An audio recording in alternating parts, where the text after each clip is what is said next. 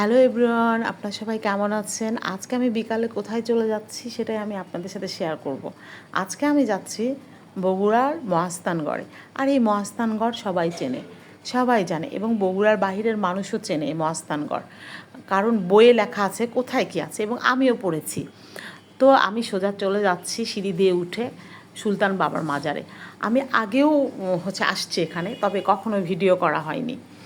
আর এখন আমি ভিডিও করছি, অল্প স্বল্প ভিডিও করছি, এটা জাস্ট আপনাদেরকে দেখানোর জন্য। অনেকে হয়তো দেখেছে, অনেকে দেখে নাই। তো যারা দেখে নাই তাদেরকে দেখাচ্ছি। তো আমি সোজা চলে গেলাম এই যে মাজারে, সুলতান বাবার মাজার।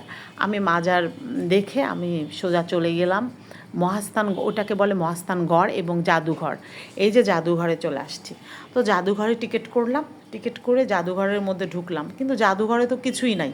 তার মধ্যে 5টার মধ্যে জাদুঘর বন্ধ করে দিবে, তাড়াহুড়া করছে। এমনি জাদুঘরের বাইরে বাগান টাগান আছে, এগুলো সব সুন্দর, খুব সুন্দর। তো আমি জাদুঘরের মধ্যে চলে গেলাম। জাদুঘরে গিয়ে কিছুই নাই তেমন। তারপর বাহিরের এগুলো ঘুরে টুরে দেখলাম।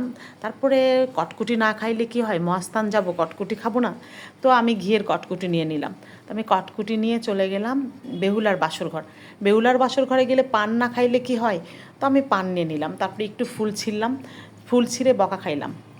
ওখান থেকে সোজা মার্কেটে চলে আসলাম, মার্কেটে কিছু কিনলাম, ফল কিনলাম। এইবার খাইলাম হালিম, তারপর খাইলাম কদবেল। এসব খেয়ে আমি চলে এসেছি আমার বাবার সেই পুরানো বাড়ি, মানে যে শহরের বাড়িটা নতুন করবে সেইটা দেখার জন্য। তো ওখান থেকে আমি চলে আসছি দোকানে, দোকানে এসে দই নিয়ে আমি সোজা বাড়িতে ঢুকে পড়ছি। আমি বাড়িতে চলে আসছি, বাড়িতে এসে দেখি আমার ছেলের টিচার আসছে। আমার ভিডিও ভালো লাগলে লাইক কমেন্ট শেয়ার করে পাশে থাকবেন। আল্লাহ হাফেজ।